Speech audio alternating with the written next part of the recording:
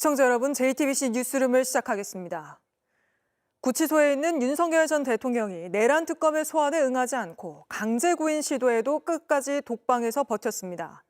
그렇지만 내란 특검을 포함해 이른바 3대 특검의 수사는 이미 본궤도에 올라선 걸로 보입니다. 김건희 특검은 삼부토건 주가 조작 의혹 핵심 피의자들에게 구속영장을 청구하겠다고 했고, 최상병 특검도 대통령 경로설과 관련한 추가 진술을 모으기 시작했습니다. 특검들 상황은 잠시 뒤 상세히 전해드리도록 하고, 먼저 오늘부터 시작된 이재명 정부 1기 내각 구성을 위한 인사청문회 슈퍼위크 소식부터 전합니다.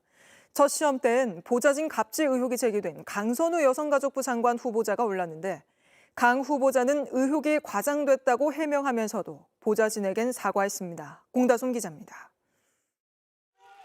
강선우 후보자의 청문회는 시작부터 파행이었습니다.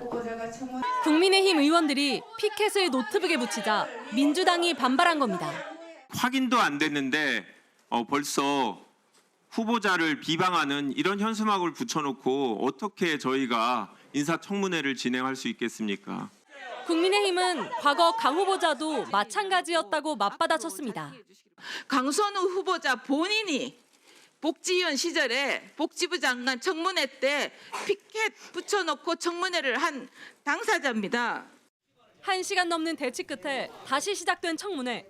강 후보자는 먼저 보좌진에게 분리수거와 비대수리를 시켰다는 갑질 의혹에 대해 사과했습니다.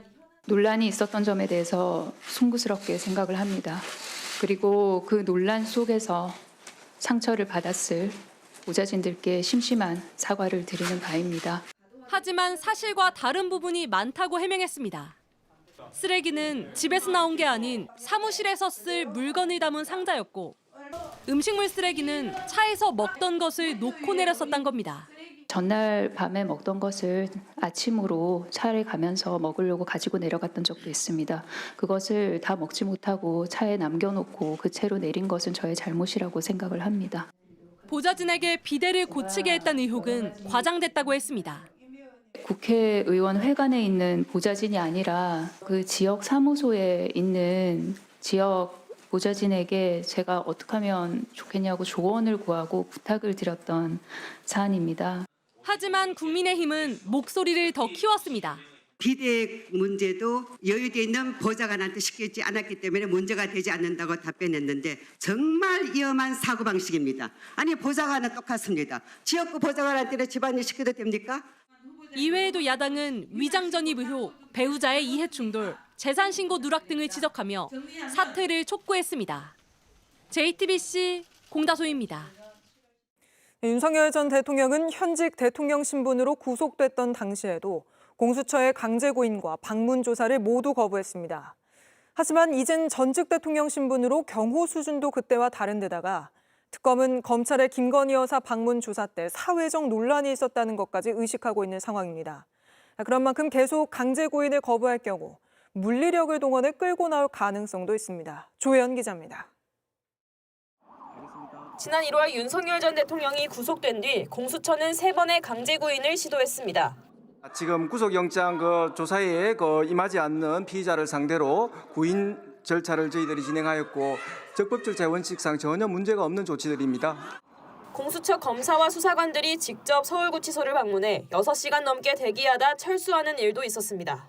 구치소 내 방문 조사까지 시도했지만 추가 조사는 결국 이뤄지지 않았습니다. 윤 전 대통령 대리인단이 변호인 접견이 계속되고 있다고 주장하며 공수처의 구인 시도를 막아섰기 때문입니다.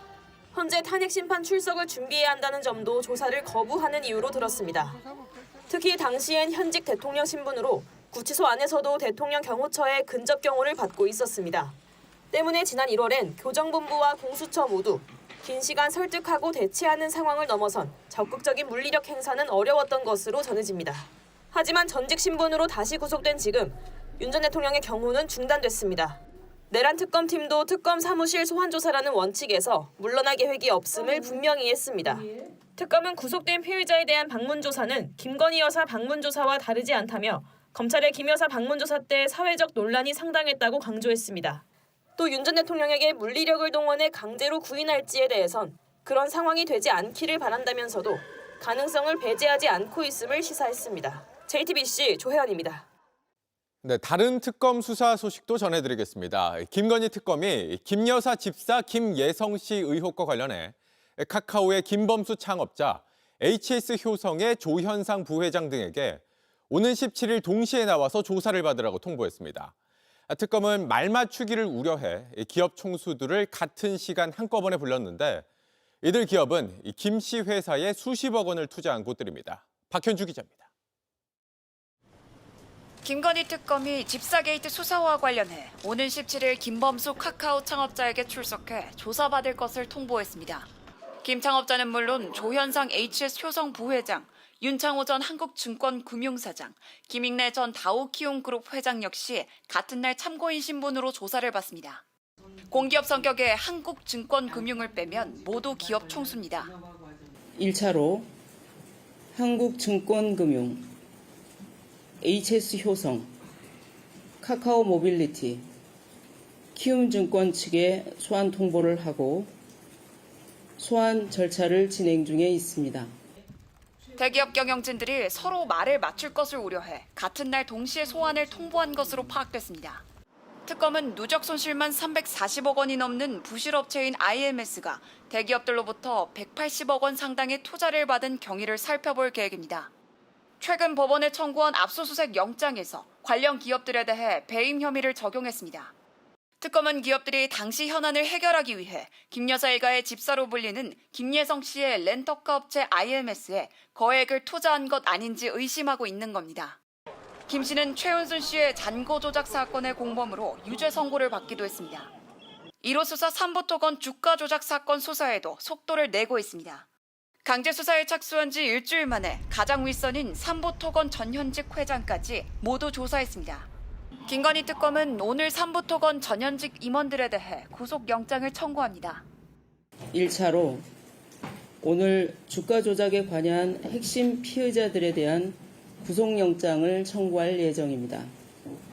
특검은 이들과 이종호 전 블랙펄 인베스트 대표와 관련성도 확인할 방침입니다. JTBC 박현주입니다. 네, 계속해서 공천 개입 의혹의 핵심 인물 국민의힘 윤상현 의원 관련 단독 보도 전해드리겠습니다. 취재 결과 특검은 윤 의원이 지난해 12월 휴대전화를 교체한 사실을 확인했습니다. 명태균 씨가 상현이한테 얘기할게라는 윤석열 전 대통령의 육성이 담긴 휴대전화와 USB를 검찰에 제출할 무렵입니다. 윤 의원은 압수수색을 당하고 뒤늦게 특검에 아이폰을 제출했는데 비밀번호 제공은 거부하고 있습니다. 윤정주 기자의 단독 보도입니다. 공천 개입 의혹 수사가 한창이던 지난해 12월 12일 명태균 씨는 휴대전화 세대와 USB 한 대를 검찰에 제출했습니다. 여기엔 윤석열, 김건희 부부와 명 씨가 공천 관련 대화를 나눈 녹음 파일이 담겨 있습니다. 곧바로 같은 달 23일 언론을 통해 공개된 윤 전 대통령과 명 씨 대화 내용엔 2022년 보궐선거 당시 공관위원장이던 윤상현 의원이 등장합니다. 공천이 확정되기 하루 전인 2022년 5월 9일 당시 당선인과 통화하고 내가 상현이한테 내가 한 번 더 얘기를 할게. 걔가 공관위원장이니까. 곧바로 김 여사와 확인 통화까지 이뤄집니다. 여보세요? 네네. 네, 당선인이 지금 전화를 했는데 하여튼 당선인 이름 팔지 말고 그냥 미르라고 했어요. 지금 전화해서. JTBC 취재 결과 특검은 이 대화 내용이 세상에 알려질 때쯤인 지난해 12월 윤상현 의원이 휴대전화를 바꾼 정황을 포착했습니다. 당시 윤 의원은 의혹에 대해 윤 전 대통령에게 김영선 전 의원 공천조라는 이야기를 들은 적 없다며 부인했는데 특검은 녹취 내용이 언급되자 휴대전화를 바꿨을 가능성도 들여다보고 있습니다. 김건희 특검은 이 의혹을 확인하기 위해 이달 8일 윤 의원 주거지와 사무실을 압수수색했지만 윤 의원 반발로 휴대전화는 확보하지 못했습니다. 그런데 압수수색 이후 윤 의원이 자신의 아이폰 휴대전화를 먼저 특검 측에 이미 제출한 것으로 파악됐습니다. 윤 의원은 아이폰을 제출하면서도 비밀번호는 알려줄 수 없다는 의사를 전한 것으로 파악됐습니다. 아이폰 비밀번호는 당사자가 제공을 거부하면 수사기관에서도 풀기 어렵습니다. 윤 의원에게 휴대전화 교체 이유와 비밀번호를 제공하지 않는 이유를 물었지만 답을 듣지 못했습니다. JTBC 윤정주입니다. 국가유공자와 참전용사들의 유해를 모신 국립묘지에서 유해가 상하는 일이 빈번하게 일어나고 있는 걸로 확인됐습니다. 매장한 유골함에 물이 들어차며 부패하는 건데 그러다 보니 오븐으로 불리는 산업용 건조기로 유골을 말린 뒤 유족에게 인계하는 일까지 벌어지고 있습니다. 존엄과 존경과는 거리가 먼 국가유공자 예우의 현장을 윤세민아 기자가 단독 취재했습니다. 내용물이 쏟아지지 않게 비닐봉지를 잡고 흙탕물만 따라냅니다. 봉지 안에 든 건 유골. 누런 물이 절반 가까이 찬 자기는 유골함입니다. 산산으로 가신다고 해서 저희가 묘에서 이제 모셔오거든요. 뚜껑 열어서 보면은 보통 뭐 썩어 있거나 물이 고여 있거나 이런. 국가유공자와 참전용사를 모시는 국립호국원 묘역에 안장됐던 유골함입니다. JTBC 취재 결과 호국원 묘역에 빗물과 지하수가 들어차 유해가 상하는 일이 발생하고 있는 것으로 확인됐습니다. 직원들이 일명 오븐으로 부르는 산업용 건조기로 유골을 말려 전달하는 일도 있어 유족들은 이런 상황을 전혀 알지 못했습니다. 물이 차 있는 걸 저희가 확인을 하고 그 오븐에 말리는 과정까지 다 거친 다음에 그 전날 이제 이 작업을 해서 준비를 해놓고 그 다음날 이제 가족분한테 드리죠. 물찬 유골함 수습을 맡은 직원들도 트라우마를 호소합니다.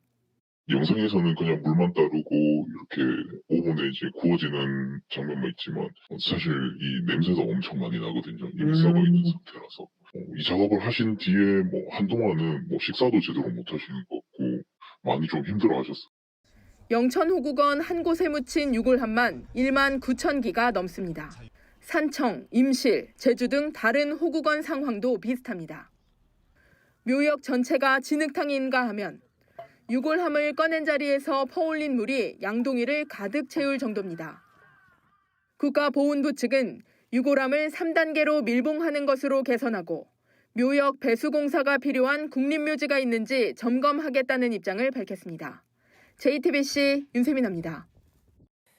JTBC 뉴스를 시청해 주셔서 고맙습니다. 저희는 저녁 6시 30분 뉴스룸에서 뵙겠습니다.